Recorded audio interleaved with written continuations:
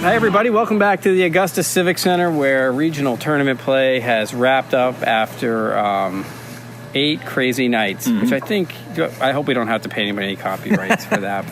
But we had Class C South championship games tonight. Congratulations to the Booth Bay girls. They beat North Yarmouth Academy to win the C South title.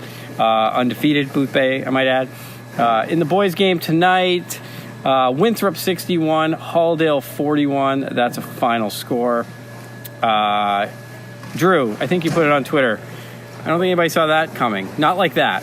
No, not like that. So you could have seen the winner being Winthrop. You're welcome. And this, yeah. And a quick note on that. If you recall in this last podcast, I said after a week of kind of going back and forth and making the case for either team, I finally came out and was clear and concise in who I thought was going to win, and I said Halldale. Yeah. And apparently that trickled over to the Winthrop sideline. Tom MacArthur mentioned, Coach Tom MacArthur of Winthrop mentioned that he heard it. So I got a little bit of flack for that. But so while I had Halldale winning, you had Winthrop winning, and I think you could have made the case for either team. Yeah, we could. But I don't think anybody saw 20 points. I don't think anybody saw Halldale not being within 10 points after the first quarter.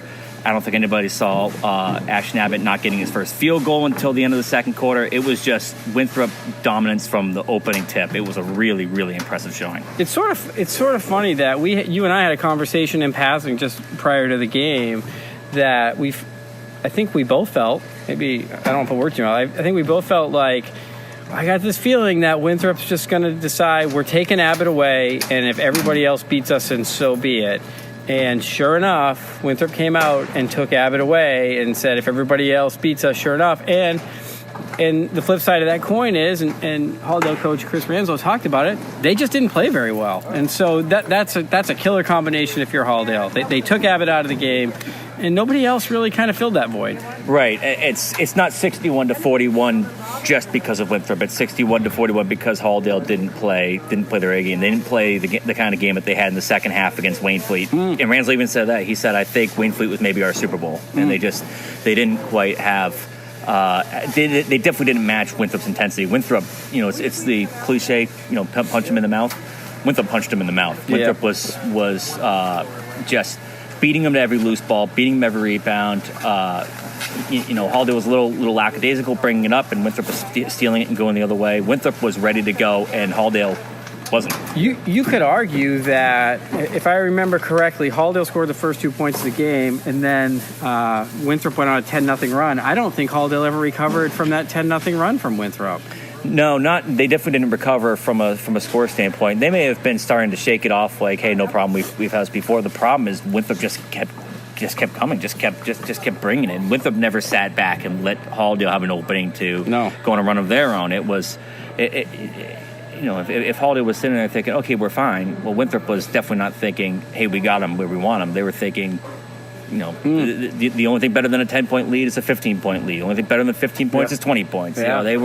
They never let up until the end of the game when the outcome was no longer in doubt. Key point in the game that probably gets lost is at halftime we're looking at it, and I think it was it 34-16. So it was 18 points, and we thought, at least I thought, if Halldale's got any chance to get back into this game, they're gonna have to make a run here in the first 4 or 5 minutes of the third quarter. To Winthrop's credit, they just made sure Halldale couldn't make that run. They did not come out sloppy. They did not come out trying to nurse an 18-point lead. They just came out and kept taking it to them. No, and it was Winthrop still being very much in tune to how the game was going. They knew that because they knocked down some shots and because they were getting some success on the perimeter, that Halldale's defense was going to be starting to drag out a little bit, and then they went boom inside to Cam Wood. He went on a stretch where he was scoring just point after point for them. He had 20 points in this game. He was the lead scorer, but this wasn't a game where he was scoring throughout. I mean, he had 6 points, 4 points or 6 points at halftime, and Winthrop was still comfortably ahead. This was everybody. It was I think one of the things that and I don't know if I said it last night or not, but certainly one of the things I've thought about Winthrop all year long is that everybody talks about their size, and they focus so much on Wood and Figueroa when we're talking about size. We look at their big men, and their post players are enormous. Yeah. But to me, when I say when I look at Winthrop's size advantage they have on everybody, it's their guards. It's everybody. Yeah. They are just Ashton Abbott. I talked to him after the game. He made a great comment about, because I said to him, hey, from where we're sitting, like I see their length and what it does. And he said to me, he said, well, the one thing you don't see, he said, that you only see when you're on the floor is how wide that length is. You know, arms and just, it's not as simple as, wow, they're just tall. We can't go over top. It's side to side. Winthrop they just got everything covered. There were some times where he would make his first guy miss, and when they played in December, he's going in for an easy layup or maybe a dunk there, and he was doing it over and over again. This time he was making the first guy miss, and another 6'4", 6'5" guy with arms up is coming right in that direction and filling that hole. It really did feel like he was driving through a forest sometimes. Yeah. Like there were constantly bodies upon bodies he had to get through and shoot through. He looked he just looked uncomfortable. He looked like he never got settled, never got a rhythm. Every look was challenged. It was exactly the way MacArthur wanted that game to go. Yeah, I would say they couldn't have drawn it up much better. And so credit to them, credit to Winthrop. And so for the second time in 3 years, they're going to the Class C championship game. I think you were saying that the nice thing for the Class C South champion this year is that George Stevens isn't there anymore. Yeah. There's no Taylor Shildroth to go through this time. They're going to be facing Holton, who Winthrop can't beat. Winthrop has no chance against Holton. 30 points. We don't even have to look at the film. Yeah, this is going to be an absolute rout. No, I'm just going to. We're going to email that to Todd. There's no chance. Just feeding back into that narrative, but. No, I don't know much about Holton, but for them, they beat George Stevens by 20 points, so that's obviously a good team up there, too. Yeah, it sure is. I still feel like, I don't know, you get to this point of the year, I think, good luck matching up with Winthrop, good luck. At the very least, knowing nothing about the team they're going to play, you feel like Winthrop right now, they're a group. They're a team that's together. They've all bought in, and they're doing a lot of good things right now. And just a quick point about their size. It's not just that they're tall, it's that they know how to use the size. Yes. They had Cam Wood on Ashton Abbott. So man to man. He was coming out and guarding him on the perimeter. It wasn't like he was just standing in the paint waiting for him to drive through. And I think sometimes you'll see teams that have a bunch of 6'5", 6'6" guys in their roster, and you think, oh, my God, they have so much. How do you deal with that? But then all they do is park them down low. Yeah, good point. Winthrop has those guys. They're athletic. They're tall, but they're quick. They're strong. They range out. They can guard you as well as block your shots if you come their way. And I think that's what makes it tough is not only with Abbott, did Abbott have those guys to shoot through, he couldn't get away from them. Yeah. Risky proposition, if you think about it, at least ahead of time, because if you're going to send your 6'8" big man straight up against their 1,000-point scorer and vice versa, in a tournament game where anything can happen and officiating can be really tight, you could have seen either of those kids parked on a bench, 2 minutes into a second quarter with 3 fouls. So it's, risk reward at this time of year. Yeah. That's kind of the battlefield you have to navigate, but thankfully, but it worked out for both sides, really. Yeah, there was a lot of risk to that assignment. It could be that he's just not quick enough, and all of a sudden Abbott blows through. He's got 10 points early, and now you're in the position that Halldale was in today. Or, like you're saying, it could be Cam Wood has to adjust awkwardly to make up for that, and he's fouling, and now he's on the bench with 3 fouls in the first quarter, and that's. And then you're pretty much sunk there. So it was definitely a risk, but it was one that absolutely worked out. I think Cam was pretty candid about it afterwards, too. He said he's fast. I mean, he's fast. He's as fast as any player I have to guard all year. I thought one thing, just not necessarily a final thought on this game, but there's a lot of respect between those two programs. And I think for both sides, when we talk to the Winthrop kids that won, you talk to the Halldale kids that lost, There's not a lot of anger and bitterness. There's a great deal of respect, even in losing a game like that, from the Halldale perspective. I thought that's kind of telling. I think it also tells you that's two coaches who do it the right way. Their programs do it the right way. Absolutely. And the players were saying that I did a story this week on the rivalry between those two teams and how it's kind of become the best of the MVC of recent years. I think that's the case. But the players, even though they were saying that, they also feel that there's a little more on the line when they play Halldale or when they play Winthrop. Yeah. You get the sense it's like when you play your brother. You want to beat. You really want to beat your brother. but you don't have any ill will towards your brother. Right, so right. It's well, that, for most people. No, you're right. For You're many right. people. No, there's clearly they want to beat each other because they know that they have that to be the best. They have to beat that. They have to go through the other. Yeah. But yeah, there's definitely there wasn't. You weren't seeing emotions flaring, bowling over the top. No. You weren't seeing guys shoving and getting frustrated. It was Winthrop was happy they won, and Halldale tipped their cap and knew they were beaten. Yeah, I thought really good. It was good stuff tonight in that sense. We said we weren't going to have to say much about this game. Look at us rambling on here. No pun intended. Yeah, right. The other games that we want to touch on today, Rangeley girls got beaten by number 3 seed Greenville, 41-20 in the Class D South regional title game. I think all you have to know about that game is that Rangeley didn't score a point in the third quarter.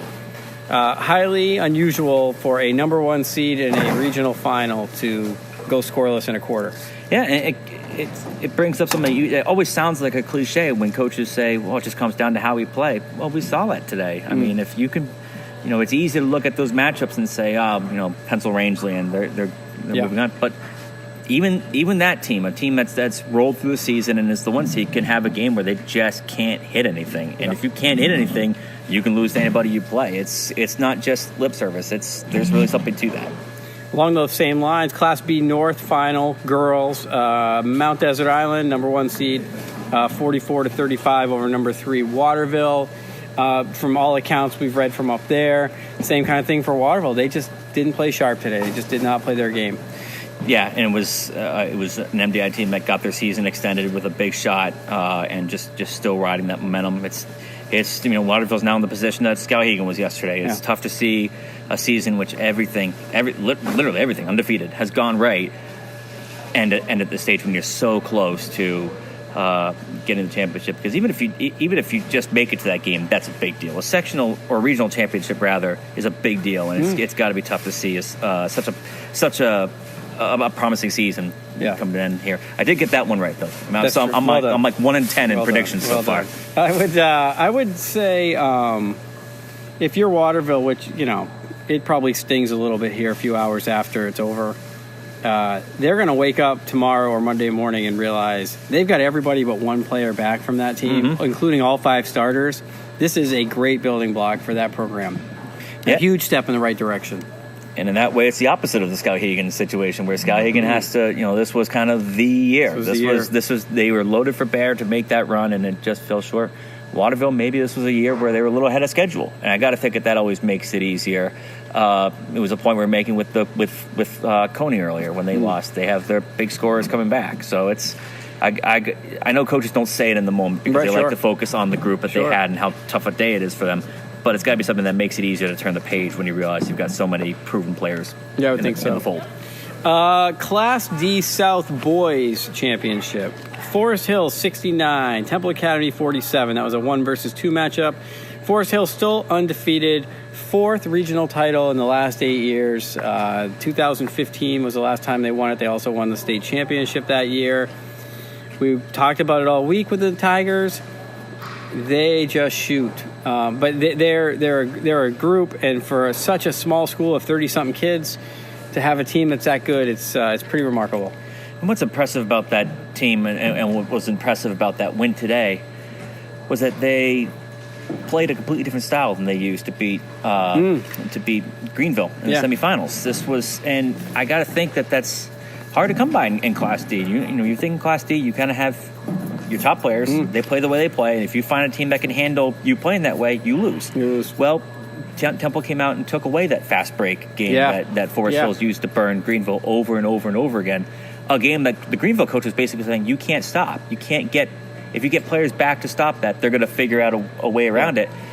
Temple did have it prepared, so Forest Hills, no problem. We'll just set up in the half court and knock down shots. Yeah, it's impressive versatility from that team at this level. Soon, we're getting heckled. Mine too. They want us to go home and go to bed. I'm with them. I'm going to be there shortly. I do think that one of the things that with Forest Hills, Temple's athleticism was a little bit surprising in that they took away that fast break kind of game. They did a really good job. But I think really that game boiled down to Forest Hill shot better than 50% from the floor, way better than 50% from the floor for the game, and Temple shot around 25% from the floor. And I think against a team like Forest Hills that puts up that many shots, it's not a recipe for how you're gonna beat them. And I like Forest Hills in the Class D championship game. How do you not like that team? No, it's we don't know much about the D North team, so who knows how loaded they are. But it is hard to imagine a team at this level having the sort of versatility you're going to need to beat Forest Hills, because I saw Temple early on come out. They looked impressive. Or two. They looked. This Halldale coach Chris Ranzo walking through. This is a high traffic area. Yeah, exactly. We're having all sorts of cameos here. The Temple looked on the court when you saw them just move with the ball, without the ball, like they could have the athleticism match up with Forest Hills. They just didn't hit the shots that you're talking about. And at first, I saw them rebounding earlier and taking away those rebounds that Forest Hills turned into fast breaks, and thought, okay, that's how you beat Forest Hills. Yeah. You load up on the glass, you take away those quick outlet chances, but you got to shoot too. You got to shoot. And so I think it's you got to rebound and you got to shoot. Good luck. Yeah, I think you're right. I think the one player, of course, we haven't even touched on for Forest Hills is Brandon Gilbo, who is completely undersized as a generously listed 5'11" post player against two 6'2", 6'3" players, and all week he was named the tournament's most outstanding player. He just embraces that challenge, and he's tenacious, and he does not get beat too much. And he's pretty skilled at finishing inside. He's got the ball in his hands. I hadn't seen Forest Hills play a game before this tournament in person, so I heard from talking to Anthony Hamill on the phone and hearing all these games where Brandon Gilbert was getting 10 rebounds, 12 rebounds, 15 rebounds. I thought, he must be this 6'6" kid that just cleans up the glass. That's right. You walked in here on what day was it, Monday morning, and you said, "That's Brandon Gilbo." Yeah, that's Brandon Gilbo. That guy, he looks like a guard. He looks like a point guard. Yes. And he just is the first person to get to the ball, and he is not afraid of taking elbows to get there. He's a tough-minded kid. Comes from a basketball family, and he clearly, like you said, seizes the moment. Let's see. Man, it's been a long 9 days. I was going to ask you. I want to put you on the spot and ask you, give me your favorite moment from this entire last week. And then I thought, through my own head, I don't even know if I can come up with one, but I'm going to ask you anyway, and then I'm going to try to come up with one. But is there a moment or two that stand out to you from this entire week? I like seeing the Skowhegan team, how when they beat Hamden, and then they got another upset win to reach the final. I like seeing just how thrilled they were to win those games, but at the same time have that mentality of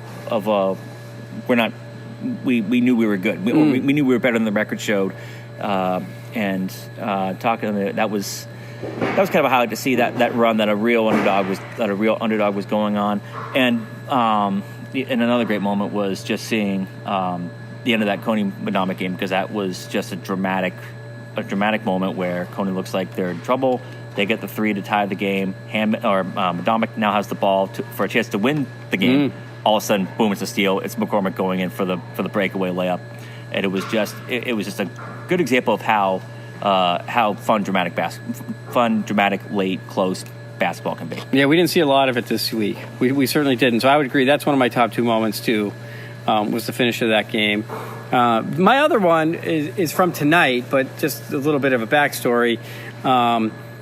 I saw Winthrop at Madison late in the regular season. Winthrop won easily. Madison challenged Cam Wood a little bit with a freshman center, and Todd MacArthur even though that was a game where they were up by 20 all night, Todd was all over Cam from start to finish. Yeah. That vocally, loudly, that's a freshman handing you your lunch. Yeah. I think it's a natural progression for a lot of high school big men. And by big men, we mean in that 6'4" and up category that Cam is clearly in. Yeah. That when they're younger, their size makes them a valuable asset and they play a lot. But at some point, they have to grow and mature. And I thought what I saw from Cam Wood this week was a kid that had finally started to play a man's game. I mean, he was not named the tournament's most outstanding player just because he was the biggest guy on the floor. He was an impact in every game this week for Winthrop, and in their biggest game of the week in the regional final, he took that game over at both ends of the floor, and I think that's something that you're not going to forget. We're going to look back at this Winthrop team 4, 5, 6 years. We're going to look at Cam Wood the way we looked at Jacob Hickey, and that's a player that came through this program that no one's going to forget about anytime soon.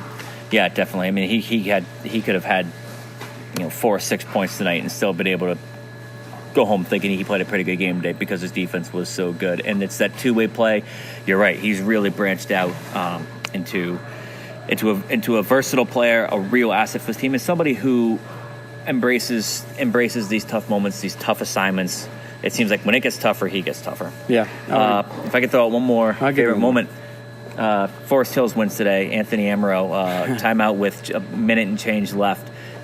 Turns around, looks at the fans. Basically, the whole town of Jackman is there. It just starts doing the bringing on, raise the noise gesture. The fans responded. It's a good example of a team that really is in touch with its community. One thing that gets lost in these tournaments, because we do joke a little bit about Class D games, right? Like, because they get the crappy time slots. They get the 8:30 in the morning. They get the 10:30 in the morning on a Tuesday.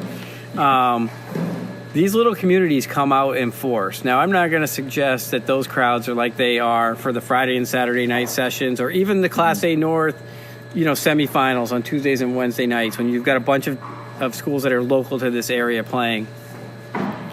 But the last couple of days, the Class D crowds in here, it does feel like the entire town is here. Yeah. And it's a neat dynamic. It's not the same loud, boisterous, every call is drawing just this massive energy from hundreds and hundreds of people. But they're here and you can feel it. It's a different atmosphere, but it's here and it's part of tournament week. Yeah, I agree with that. And I think my other favorite moment was that Tom MacArthur personally invited me to any of their practices if I needed an interview ever. We'll hope your name's not on the blacklist for long. Yeah, your stock's rising, my stock's falling. Look, it's been a heck of a week. Thank you, everybody, for listening. Drew, thanks for doing it. Absolutely. You're the man. I had fun, I think. I always enjoy these tournaments. I know it's a lot of hours, it's a lot of work and everything, but they're either good games or they're interesting games because of what's at stake. Seasons that these athletes really pour their hearts into, and even if it's a 55-35 final, it's clear that they've got everything riding on them emotionally, and it's fun to see one game after another, and you see the stories come to the forefront. It's always a good time. That'll do it for us from the Augusta Civic Center. Next week, of course, state championship games in Class A, B, C, and D, boys and girls. CentralMaine.com. If I don't give the plug, I'm not doing my job. For coverage of this tournament, these regional tournaments, as well as all week next week leading into the state championship games. Thanks for listening, and we'll see you again soon right here at Center Court.